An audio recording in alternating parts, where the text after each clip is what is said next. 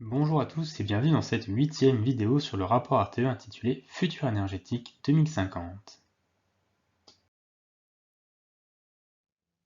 On va parler aujourd'hui des impacts du climat et de la météo sur le système électrique. C'est l'objet du 8e des 14 chapitres du rapport complet. Pour faire ces simulations, RTE a modélisé plusieurs scénarios climatiques. Un premier climat qui correspondrait au climat des années 2000, un scénario qui correspond au climat actuel, un troisième scénario qui correspond à un climat dans le scénario RCP 4.5 du GIEC et qui correspond aux engagements actuels des États, avec un climat qui se stabiliserait aux alentours de 2,7 degrés à l'horizon 2100, ce qui ne respecterait pas les accords de Paris, mais la trajectoire tendancielle actuelle. Et un scénario climatique qui suivrait le scénario RCP 8.5 du GIEC. Donc ce scénario-là, c'est un scénario sans aucune politique climatique, où on continue à utiliser des énergies fossiles à tour de bras avec des émissions en croissance toujours plus. Donc un scénario qui a priori est exclu et ne devrait pas se produire, espérons-le. Pour chacun de ces scénarios, 200 chroniques temporelles ont été générées. Et donc ce sont des simulations d'une année type où on a donc des grandeurs de température, de vent, de rayonnement, de précipitation.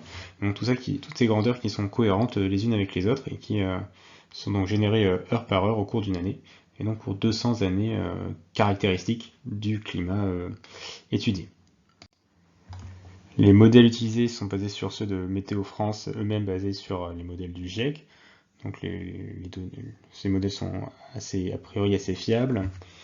Et donc avec tout ça, avec ces données météorologiques et climatiques, une fois qu'on connaît les emplacements de chaque des centrales éoliennes et photovoltaïques et nucléaires, donc avec les débits des cours d'eau, le soleil, le vent, etc., on peut calculer la production éolienne, photovoltaïque, nucléaire et aussi bien sûr la consommation grâce aux données de température.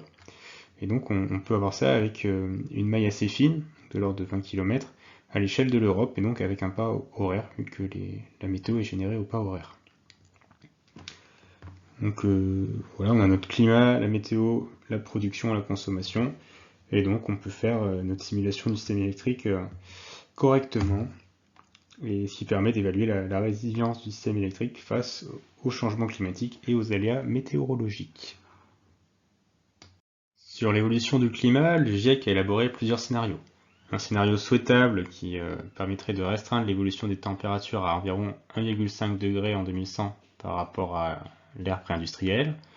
Un scénario plutôt tendanciel qui finirait à environ plus 2,7 degrés. Et un scénario sans aucune politique climatique qui finirait à environ plus 5 degrés en 2100, mais avec une augmentation continue de la température au-delà. Ces scénarios donc sont caractérisés par leur température en 2100, mais l'étude RTE se concentre à l'horizon 2050, où les scénarios sont plus rapprochés. Au final, le scénario souhaitable, qui est 1,5 degré en 2100, il aurait plutôt 1,6 degré en 2050, mais de toute façon, il n'est pas étudié dans l'étude. Le scénario tendanciel, il aurait environ plus 2 degrés en 2050, et plus 2,7 en 2100. Et le scénario stress test, il serait plutôt à plus 2,4 degrés en 2050 et voilà, plus 5 en 2100. Ce qui est intéressant, c'est que le scénario tendanciel et le scénario stress test correspondent à peu près au climat qu'on aura entre 2050 et 2100, puisque le stress test en 2050 est environ égal au tendanciel en 2100. En termes d'émissions, à quoi correspondent ces scénarios? Le scénario souhaitable, il faudrait une décroissance immédiate et rapide de nos émissions de gaz à effet de serre pour qu'il soit atteint. Le scénario tendanciel correspond à une stabilisation des émissions pendant quelques décennies, puis une décroissance pour atteindre la neutralité carbone vers 2070, je crois. Et le scénario stress test correspond à une croissance continue des émissions de gaz à effet de serre qui est a priori exclue vu les engagements climatiques des États, en tout cas espérons. En France, à quoi correspondent ces scénarios? Dans les années 2000, la température moyenne annuelle était de 12 degrés en France. Dans le scénario tendanciel, en 2050, elle serait plutôt de 13,6 degrés. et dans le scénario stress test plutôt de 14 degrés. Le climat est caractérisé par des températures moyennes, mais aussi des températures extrêmes, et des événements extrêmes, comme les vagues de chaleur par exemple. On a représenté sur ce graphique, en bleu, les vagues de chaleur qu'il pouvait y avoir dans le climat des années 2000. Et donc on les a classées selon deux axes, la température journalière moyenne et la durée de la vague de chaleur. Donc en gros, dans les années 2000, c'était très improbable d'avoir plus de 30 degrés de température moyenne pendant plus d'un mois. D'ailleurs, c'est jamais arrivé. Le pire qu'on a eu, c'était environ 28 degrés pendant une vingtaine de jours, en 2003. Et dans le climat qu'on pourrait avoir en 2050, donc dans le scénario tendanciel, eh bien, on pourra avoir des vagues de chaleur qui pourraient s'étaler sur 2 voire 3 mois et au-delà de 30-32 degrés. Ce qui est bien pire que ce qu'on a connu par le passé. Donc les canicules vont devenir plus fréquentes et plus intenses avec le réchauffement climatique, ce qui aura un impact sur la gestion du système électrique. Et donc en contraposé, en réciproque, les vagues de froid vont se raréfier. Des vagues de froid comme celle de 1985, avec une quinzaine de jours en dessous de moins 10 degrés, ces vagues de froid là n'existeront plus. Par contre, des vagues de froid comme celles qu'on a eues en 2012 pourront encore avoir lieu, mais seront plus rares. Le réchauffement du climat va réduire les besoins de chauffage et augmenter les besoins de climatisation. Et donc dans l'ensemble, chauffage et climatisation vont se compenser à l'échelle de l'année, ce qui fait que la consommation d'électricité pour chauffage-climatisation ne va peu évoluer par rapport à aujourd'hui. Si on regarde comment sont décomposées ces évolutions, eh bien on va voir plusieurs effets. On a tout d'abord un effet parc qui correspond à l'augmentation du nombre de logements et à l'électrification du chauffage des logements, ainsi qu'à l'isolation de ces mêmes logements.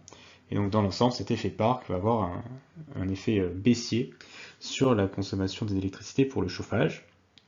Et après, on a donc l'effet réchauffement du climat qui fait qu'on a moins besoin de chauffer. Et donc dans l'ensemble, on a une baisse des besoins de chauffage. Le scénario stress test a peu de différence avec le scénario tendanciel. Et donc pour la climatisation, on a les mêmes effets, mais dans le sens opposé. Le climat, c'est les températures moyennes, les températures extrêmes, mais c'est aussi les précipitations. Et les précipitations vont diminuer en Méditerranée et augmenter en Europe du Nord. Elles vont aussi évoluer de manière saisonnière, il pleuvra moins en été et plus en hiver, et à l'échelle de l'année sur le territoire français, les précipitations seront à peu près stables. Ces évolutions dans les précipitations vont se traduire par des changements en matière de débit des cours d'eau. Il y aura moins de débit à l'automne à cause des sécheresses estivales et plus de débit au printemps à cause des fontes des glaciers. Et en montagne, il y aura plus de débit en janvier-février à cause de la fonte précoce des glaciers et moins en avril-mai puisque tout aura déjà fondu. Ces débits changeants vont avoir un impact sur les capacités hydrauliques, avec une production qu'on considère qui est restée stable entre 50 et 75 TWh par an, malgré une hausse des capacités en puissance installées. Cependant, il y a des incertitudes sur les débits effectifs qu'on aura à cet horizon, car à cause de l'assèchement des sols, l'agriculture aura potentiellement plus de besoins d'irrigation, ce qui pourrait se traduire par une baisse du débit utilisable pour produire de l'énergie. On peut observer ces évolutions à la fois saisonnières et géographiques sur ces cartes. Et donc en hiver, il y aura plus d'énergie hydraulique et en été, il y en aura moins. Après, sur les autres grandeurs, donc à la fois le vent et le rayonnement solaire, il y a peu d'évolutions qui sont prévues à cause de l'évolution du climat. Le réchauffement climatique va avoir un impact sur l'utilisation des centrales nucléaires. Comme les centrales à gaz et les centrales à charbon, ce sont des centrales qui fonctionnent avec un cycle à vapeur, et elles ont besoin d'une source froide pour fonctionner. En général, cette source froide va être un fleuve, et pour préserver la biodiversité dans ces fleuves, eh bien, il y a des contraintes réglementaires à la fois sur la température du fleuve et sur l'élévation de température entre l'amont et l'aval de la centrale, si on veut la faire fonctionner. Si la température est trop élevée ou si l'eau se réchauffe trop, eh bien on va devoir baisser la production de la centrale, voire l'arrêter, et donc tout ça afin de préserver la biodiversité. Maintenant, il y a deux types de circuits de refroidissement dans les centrales nucléaires qui vont avoir des enjeux différents. On a le cycle ouvert, où l'idée va être de prélever l'eau du fleuve, la réchauffer pour refroidir la centrale et rejeter l'eau chaude dans le fleuve. Et on a une deuxième technique qui est le cycle fermé. Là, on va prélever l'eau dans le fleuve, faire évaporer une partie de cette eau et rejeter un peu d'eau. Et donc l'idée, c'est qu'en faisant évaporer de l'eau, ça absorbe beaucoup plus d'énergie que uniquement en la réchauffant. On peut observer sur cette carte la localisation des différentes centrales et des différents réacteurs, avec ceux en cycle fermé et ceux en cycle ouvert. Donc on a 14 réacteurs en cycle ouvert en bord de mer et sur des fleuves, qui sont localisés ici. Et les autres, donc les 30 réacteurs restants, ils sont localisés donc en bord de fleuve, et ce sont des réacteurs à circuit fermé, qui vont donc avoir beaucoup moins d'enjeux de réchauffement et donc qui sont moins sensibles aux sécheresses et aux canicules. Le gros sujet va surtout être sur les réacteurs en cycle ouvert. En termes d'énergie perdue à cause de ces indisponibilités climatiques, eh bien on a représenté pour une partie des centrales les impacts, à la fois dans le climat de la dernière décennie et le climat du scénario potentiel pour 2050 et le climat stress test. Et donc dans l'ensemble, on va avoir une augmentation de l'indisponibilité climatique, mais une multiplication voilà, par 2, voire 3 dans le pire des cas, pas plus. Après, cette indisponibilité va être variable d'une année sur l'autre. RTE a calculé pour 3 types de climat, donc le climat des années 2000, le climat de référence en 2050 et le climat stress test en 2050. Donc pour ces trois types de climat, RTE a calculé des monotones de perte de production, et ce sont donc ces graphes-ci. Et ils peuvent être lus de la manière suivante. Si on prend le climat stress test, par exemple, eh bien il y a une année sur 10 où on aurait plus de 4 à 5 TWh de pertes. Et la pire situation envisageable, donc sur les 200 années modélisées, eh bien c'est entre 10 et 12 TWh de pertes. Donc là, cet écart, où je dis 10 à 12 TWh, c'est la différence entre les différents scénarios. Donc les scénarios M1, M23, N1, N2 et N03. Dans M0, on n'a plus de nucléaire en 2050. Et du coup, donc ce graphique peut être traduit par le tableau suivant. Donc si on s'intéresse au pire cas, donc le scénario stress test 2050, donc en gris, qui correspond du coup à peu près à ce qu'on aura dans le scénario tendanciel à l'horizon 2100. Donc dans ce scénario-là, si on considère un scénario de production de type M1, M23, donc on se base sur 90 TWh par an de nucléaire, puisqu'on n'aura pas encore fermé tous les réacteurs. Et donc en moyenne, il y aura 1,5 TWh de perte à cause du climat. Et donc ouais, c'est la moyenne, c'est à peu près ça. Et ça correspond à 1,5% du productible. Une année sur 10, il y aurait 4 TWh de perte, soit 4% et demi. Et le pire situation envisageable, c'est 10 TWh de perte, soit 11% de la production. Si on se place dans un scénario N03, là on a 330 TWh de nucléaire par an. Et donc en moyenne, on en perd 2 TWh, soit 0,5%. Et donc là, dans la pire année envisageable, ce serait une perte de 12 TWh, soit 3,5% de la production. Et en fait, ces ordres de grandeur, donc quelques pourcents par an, voire à peu près 1% par an en moyenne, eh bien c'est très faible par rapport à l'indisponibilité des centrales nucléaires pour d'autres raisons que le climat, en particulier pour la maintenance et les visites décennales, etc. Là, j'ai mis un graphique qui représente l'indisponibilité des centrales nucléaires aujourd'hui. Donc c'est 26% du temps où elles sont indisponibles pour des raisons de maintenance ou bien de climat. Et donc dans un scénario M23, on resterait du même ordre de grandeur. Voilà, on aurait environ 27% de temps d'indisponibilité. Et dans un scénario plutôt du type N2, avec des nouveaux réacteurs, et bien là, les nouveaux réacteurs étant plus récents, il y a moins besoin de faire de la maintenance. Et donc, l'indisponibilité totale du parc serait réduite au final, même dans un climat qui se réchauffe. Il y a l'énergie, mais il y a aussi la puissance. Et même si en moyenne annuelle, l'énergie perdue pour cause de climat est assez faible, eh bien ponctuellement, les puissances indisponibles peuvent être assez importantes. Et donc pareil, RTE a réalisé des graphes de monotones qui représentent les records annuels d'indisponibilité. Et donc on peut les synthétiser dans le tableau suivant. Si on s'intéresse par exemple à un scénario de type M, donc sans nouveaux réacteurs nucléaires, on aurait encore 16 gigawatts installés en 2050. Et donc il y a une année sur deux où on aurait 2,5 gigawatts de pertes en record, donc, sur une année, sur 2 ans, ce qui représente 16% de la puissance qui est indisponible, uniquement à cause du climat, sans prendre en compte les autres causes d'indisponibilité pour maintenance ou autre. Et le record du siècle, ce serait la moitié du parc qui est à l'arrêt à cause du climat, donc des sécheresses et des canicules. Ce qui est particulièrement significatif, mais qui est extrêmement rare quand même. Par contre, une année sur 10, on aurait un tiers du parc à l'arrêt, ce qui est quand même assez significatif aussi.